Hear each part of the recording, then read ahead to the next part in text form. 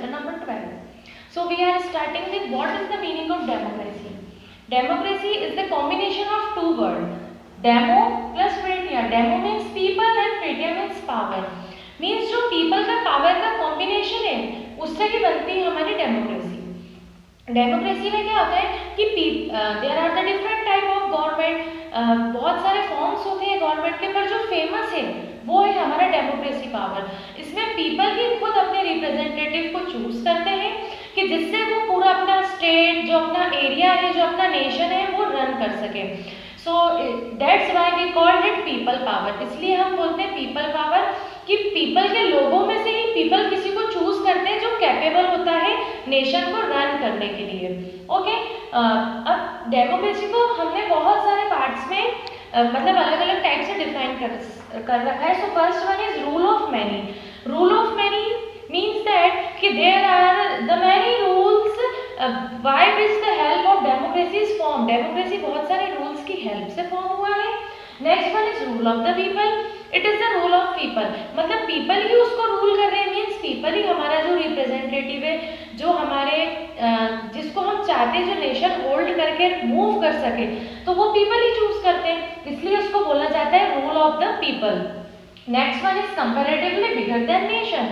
अगर हम नेशन से कंपेयर करें तो डेमोक्रेसी जो एक पार्ट है वो बहुत बड़ा पार्ट है जो कि पूरे नेशन को बहुत अच्छे होल्ड कर रहा है. तो that's why we call that का democracy is a bigger than nation. Nation से भी एक बड़ा, जो अलग अलग छोटे छोटे पार्ट्स में जो हमारे एरिया है, फिर स्टेट है, उनमें अलग अलग गवर्नमेंट है. मीन्स गवर्नमेंट के जो अलग अलग पार्ट्स डिवाइड हुए हैं, फिर उसमें रूल एक ही फॉलो होता है democracy. So we can say that it is a comparatively bigger than the nation. Okay, अब कुछ ऐसे प्रिंसिपल्स है डेमोक्रेसी के कि जिसकी हेल्प से हम बोल सकते हैं जो बेस्ट फॉर्म है गवर्नमेंट का वो है डेमोक्रेसी. अब हम कैसे बोल सकते हैं, let's see. The first principle is a classical principle. Classical principle जो डेमोक्रेसी का है वो हमको ये बताता है कि पीपल जो है उनके पास पूरा फ्रीडम रहता है कि वो किसको चूज करना चाहते हैं. उनके पास कोई प्रेशराइज नहीं कि you have to choose that. उनको ऐसा लगता है कि ये कैपेबल है, ये अच्छा वर्क कर सकता है, तो हम उसके हाथ में अपना पावर दे सकते हैं by the vote, by the giving vote. Okay, so it is the classical principle. The next one is the elitist principle. The elitist principle जो हमको बताता है वो ये है कि जो हमारा प्रिंसिपल है वो एकदम सॉवरेनिटी स्टेट होना चाहिए. सॉवरेनिटी स्टेट के साथ क्या होता है, the different superior act with the common people. In this way the irritations of people sovereignty attend the elect is influential dividing the policy in the money and wealth of the society. But इसमें बताते हैं जो equal opportunity रहती है people के पास, वो सबके पास एक श्रेष्ठ जो राज्य बोलते हैं हम, जो सॉवरेनिटी स्टेट बोलते हैं, वो होना चाहिए. ये हमको ये प्रिंसिपल बताता है कि जो भी इस डेमोक्रेसी वाली कंडीशन में जो भी पीपल पार्ट लेगा, मीन्स जो भी हमारा गवर्नमेंट वाले सेशन में पार्ट लेगा, तो उसको ये प्रिंसिपल्स फॉलो करने होते हैं.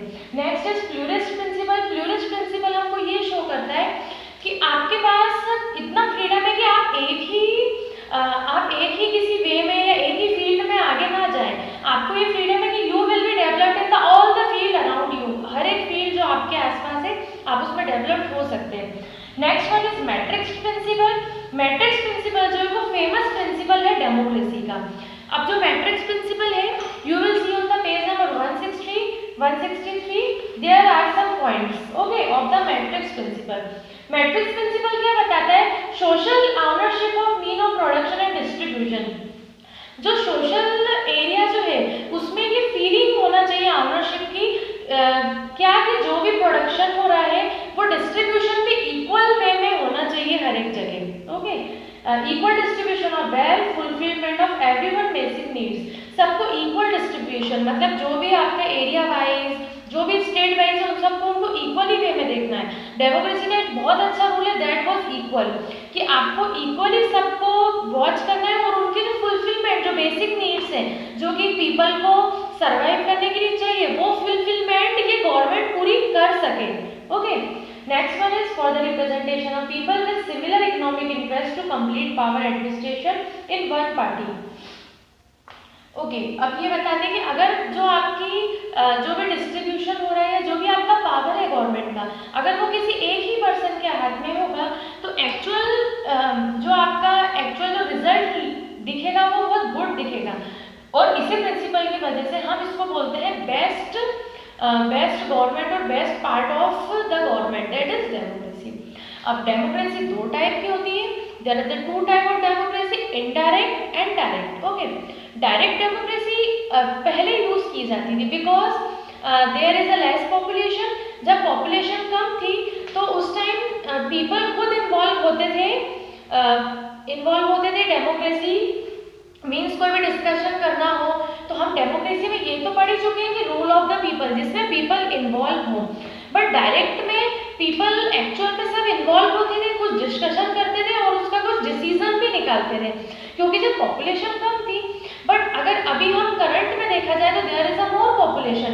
ये पॉसिबल नहीं है कि पूरी पॉपुलेशन कलेक्ट होकर कोई डिसीजन ले सके, इसलिए इनडायरेक्ट पॉपुलेशन में जो इनडायरेक्ट डेमोक्रेसी है उसमें क्या होता है कि जो हमारे पीपल है वो पार्ट तो लेते हैं, वो हम कुछ पीपल में से कुछ एक ऐसा रिप्रेजेंटेटिव चूज करते हैं जो कि हमारी गवर्नमेंट को चलाता है और हमारी जो नीड्स है, जो हम लॉस चाहते हैं, जो चीज़ें हमको चाहिए गवर्नमेंट से, वो गवर्नमेंट तक पहुंचा के हमारी हेल्प करता है। तो इनडायरेक्ट डेमोक्रेसी में पीपल इन्वॉल्व तो होते हैं बट इनडायरेक्ट वे में होते हैं, वो एक रिप्रेजेंटेटिव को चूज करते हैं हमारी तरफ से।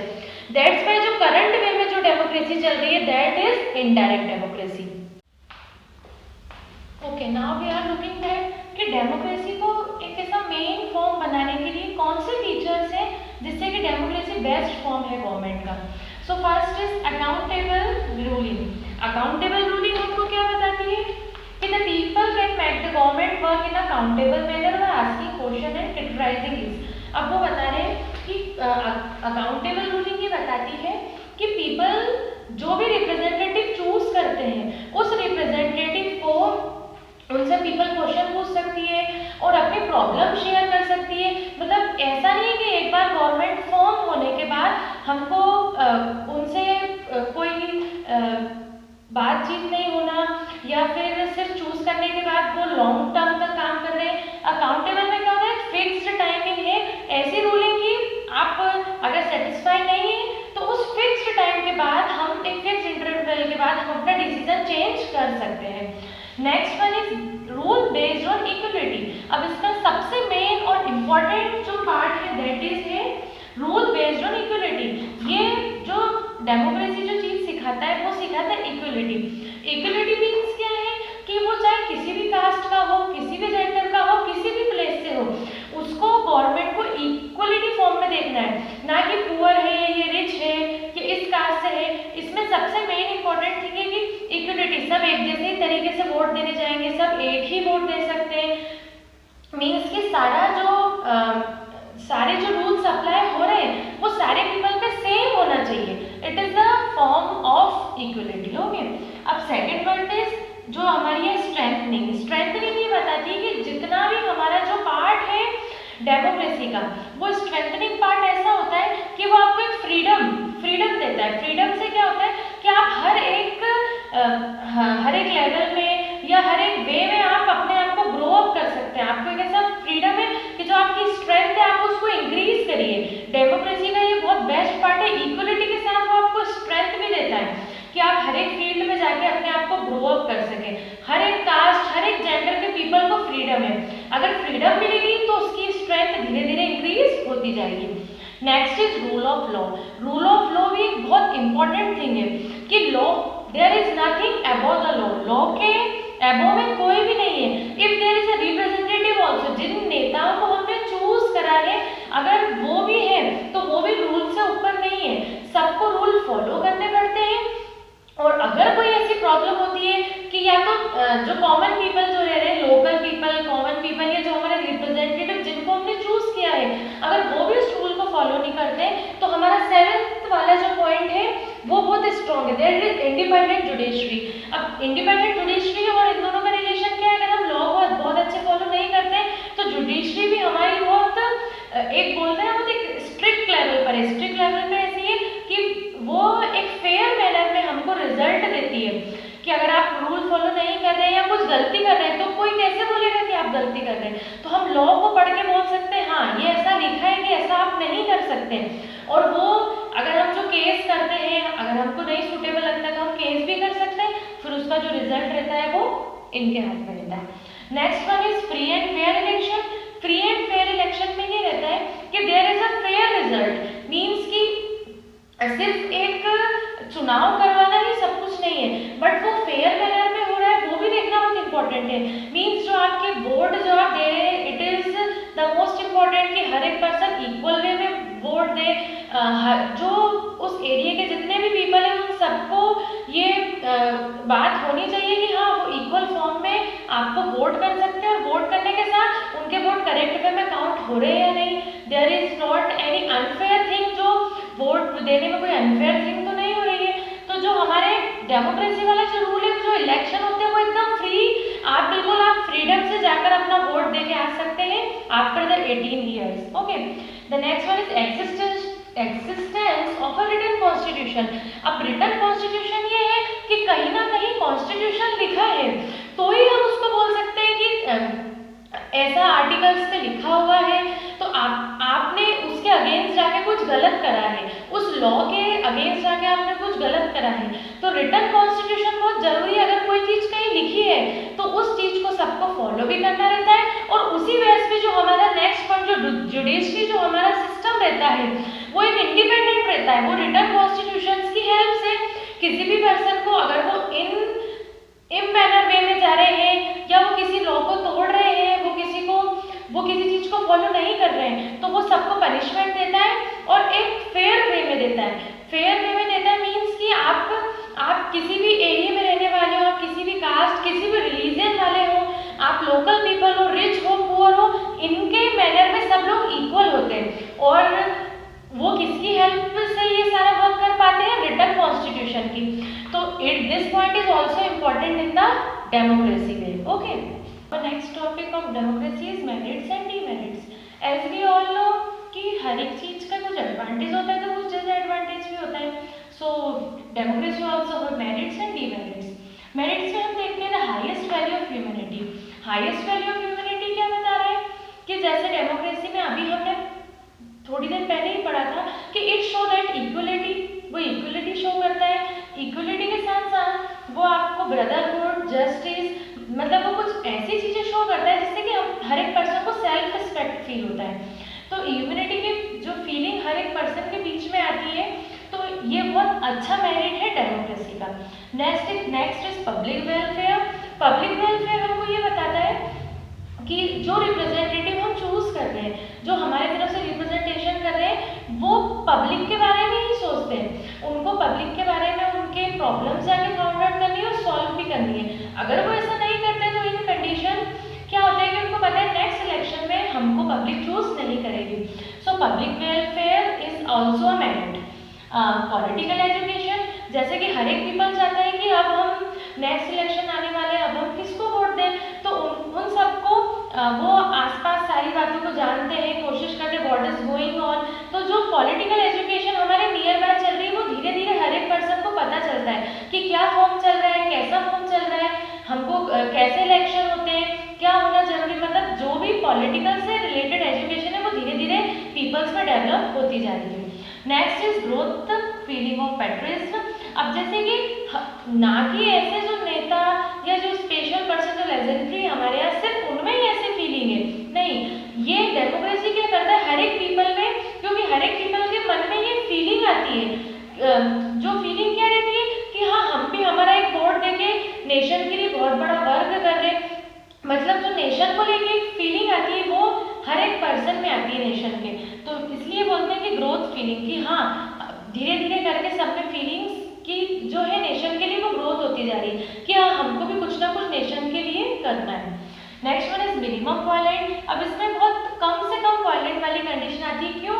क्योंकि जो हम चूज करने जा रहे हैं वो सब पीपल ही मिलकर चूज करते हैं, तो उसमें कुछ ऐसे लड़ाई झगड़े वाला वर्क नहीं रहता है कि हाँ इनको क्यों चूज करा, इनको क्यों नहीं करा, क्योंकि पीपल ही सब लोग अपना वोट देके आगे रिप्रेजेंटेशन कर रहे हैं अपने ही पीपल को, इसलिए लड़ाई का जितने से जितना वॉलेट है वो मिनिमम रहता है। अब now we move to demerit. Demerits क्या बताना है? Quantity than quality. अब जैसे कि क्या होता है, जब इलेक्शन होते हैं तो इलेक्शन में क्या होता है कि जिसके नंबर ऑफ वोट ज़्यादा होते हैं वही विनर होता है। अब इसमें क्या होता है कि क्या पता जिसको वोट कम मिले हैं उसमें क्वालिटी ज़्यादा हो, बट हम तो किसको देखते हैं, क्वांटिटी को, कि अगर वोट्स की क्वांटिटी ज़्यादा आई है तो वी विल चूज, मतलब वही विनर होता है। और कहा जाता है कि पब्लिक ने उसको ही चूज करा है, वी विल चूज इट। तो उस ऐसी कंडीशन में क्वालिटी वाली जो चीज़ रहती है वो रह जाती है। Rule of incapable. अब रूल ऑफ इनकेपेबल मीन्स में ये आपको ये शो कर रहा है कि डेमोक्रेसी में क्या होता है कि जैसा अगर उसकी कैपेबिलिटी थोड़ी कम है, पर जैसा हमने फर्स्ट पॉइंट में देखा अगर क्वांटिटी ज़्यादा है तो क्या है कि रूल जो है वो क्या फॉलो हो रहा है, रूल यही फॉलो हो रहा है कि जिसके वोट ज़्यादा है उसका ही सिलेक्शन होगा। तो ऐसी कंडीशन पे इनकेपेबल वाली बात आती है। Next one is waste of public time and money.